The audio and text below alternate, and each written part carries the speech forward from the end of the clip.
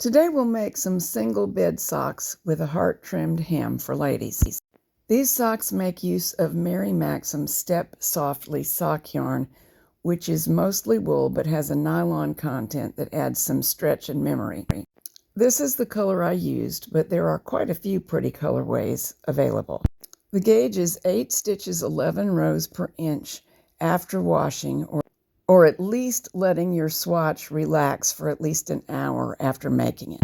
The stretchiness of the yarn pulls the gauge in a little bit more than you might expect, so that may mean you need a larger stitch size on the dial than you would have predicted. Working on my Brother 892, 7.1 got the gauge. The yarn will definitely knit at a smaller stitch size, but it makes very stiff fabric. And while we want sock fabric dense, not stiff. Here's the label information. 1 3.5 ounce skein is enough for the size 6 and 7 socks I'll be demonstrating. Usually it's enough for sizes 8 and 9 in ladies also. And they'll be included along with other sizes in the written pattern. But to make things straightforward, I'm just covering 2 sizes that take the same number of stitches for this video. And that number is 64 stitches, which will make a sock 8 inches in circumference. Because we're working on only one bed, these socks will have seams. So we'll make them as mirror images, starting one time with the carriage on the right and one time on the left, so that both seams can run down the inside of the ankle and the foot. Here's the design to punch on your card. The hearts begin with 1 punched hole at the bottom, then 3, 3, 5, 5, and the final row has 2 holes punched out, 1 blank hole, and 2 holes punched out. And between each heart is 1 unpunched column of holes. Here my card is marked with a grease pencil prior to punching out. Punch this design twice across a 24-stitch punch card. You only need 1 row of hearts for this project. Insert the card upside down into the card reader. That's because we're knitting the socks top down, and the hearts will come out properly oriented. Roll the card into the reader until it's reading this first row and lock it in position before beginning the project. Bring forward every needle across 64 needles and E-wrap them. It's actually okay to E-wrap every other needle if you want. Using every other needle, the interior of the hem edge will look like this. The openings are too small to cause any problem or catch your fingernails or anything, but it's up to you. The E-wrapping is faster, knitting the first row is a little trickier, so there's a trade-off. You choose according to what's comfortable for you. If it matters to you that the sock striping comes out exactly the same on both socks, it's important to start at the same point in the color repeat on the yarn for both socks. For sock number 1, I began just where the pink changes over to brown. I had to pull the yarn that you see on the right out from the ball to find the next color change position that matched the first. Don't be dismayed by the apparent waste. The part that you pull out can be used to make baby socks and Barbie clothes, and I have videos on both of those to help you out. This yarn will feed best if you rewind it into a cake. I use my Nancy Spall winder, and I found that this particular yarn fed best to the knitting machine pulling from the center of the ball. Begin with the stitch size set at 1 whole number smaller than the main stitch size.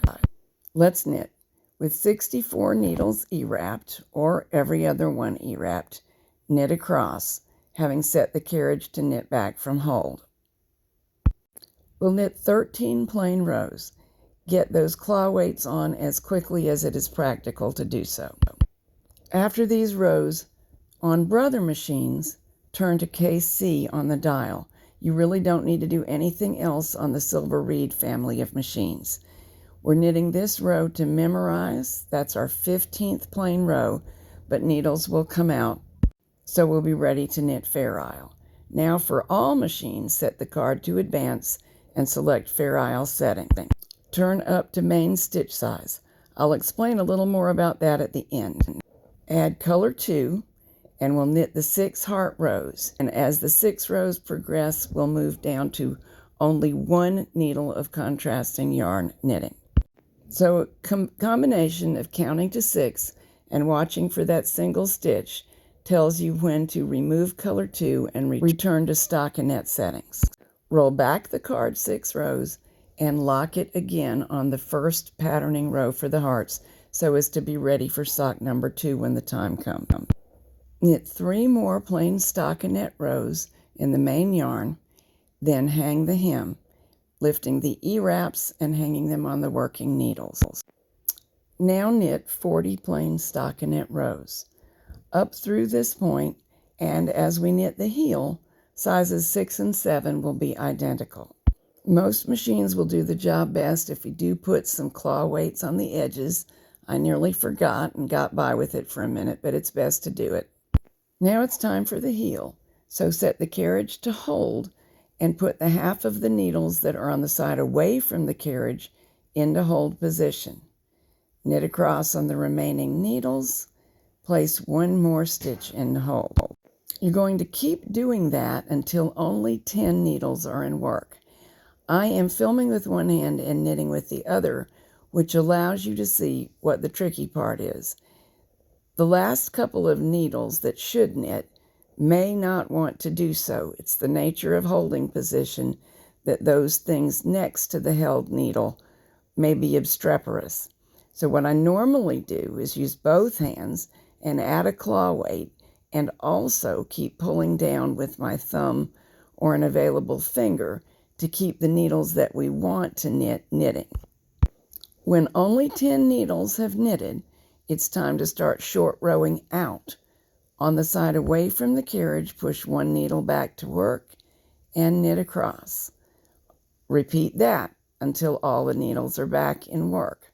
Away from the carriage, a needle goes back to work and a knit across. I have a claw weight hanging behind the fabric where you can't see it, so that's helping.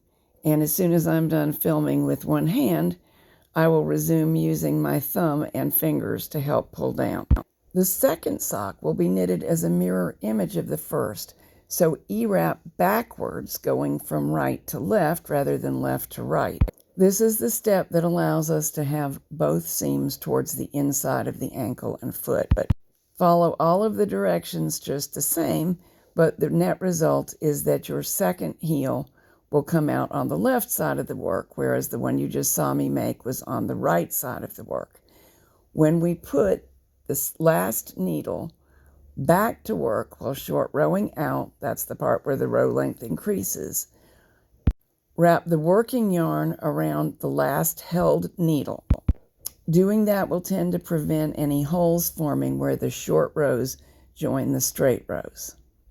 Be sure to pull any slack out of the yarn before you resume knitting. So on this heel, we're ready to knit this one last row that gets the final stitch back to work, then knit down the length of the foot. Looking at the first heel that I showed you one more time, I'm busy short rowing out now, which means the rows are getting longer. Short rowing in is while they're getting shorter.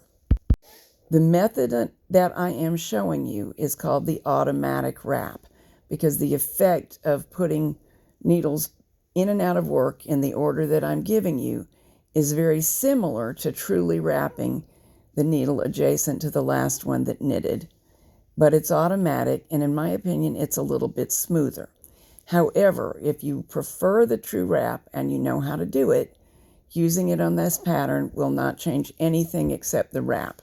The socks will still fit and make up in the same way. You can tell this is the left sock because the seam will wrap around with this part of the fabric over my foot, the heel under my foot, and the seam will be towards the inside of the left ankle and foot. On the last knitting pass towards the held needles, remember to wrap the next needle over after the last one has knitted to prevent a hole. Knit back to the other side. In this case, the carriage is at the right. Place the needles that were held at the left. Back to work, and we're ready to knit down the foot. And here's where the two sizes will be somewhat different. Knit 52 straight rows for size 6, 56 straight rows for size 7, and for size 6.5, try 54. When the straight rows down the foot are completed, knit a toe exactly as you knitted a heel. If you prefer to seam your toes, you may then lift half of the stitches off, roll them around on some sort of stitch holder, whether waste yarn or a rigid stitch holder, lay them on top of the other stitches and bind them off, or bind them off first and then seam. For a Kitchener stitch toe, scrap off. Here's my waste yarn. Here's the heel, here's the toe, and we'll remove the sock from the machine on the waste yarn. As soon as you do, give the hem a lengthwise pull. A hem of this sort never looks its best until it has been pulled lengthwise to set the stitches. If you're Kitchener stitching, I think it works best to tuck your waste yarn to the inside and Kitchener stitch from the outside, although if you have a way you prefer, certainly do it. While the waste yarn is still attached, your Kitchenering may not look perfectly smooth, but it will smooth out once you remove the waste yarn, and as soon as you're finished stitching, you may do so. Now stitch the 2 layers of hem closed separately. It doesn't really matter what stitch you use for the lining. I tend to get good results by whip stitching the lining, but then working mattress stitch for the outside of the hem and the flattest stitch I can manage for the length of the sock all the way down through the foot. Here I'm stitching bars together. The knots would be even a tighter seam, but I couldn't get my needle into them for this particular pair. The Bickford seam and the bee's knees seam are also options. The seam will be visible, although it will tend to get flatter and the stitching less noticeable as soon as you wash it. There isn't anything that we can do about the fact that the stripes may not meet perfectly.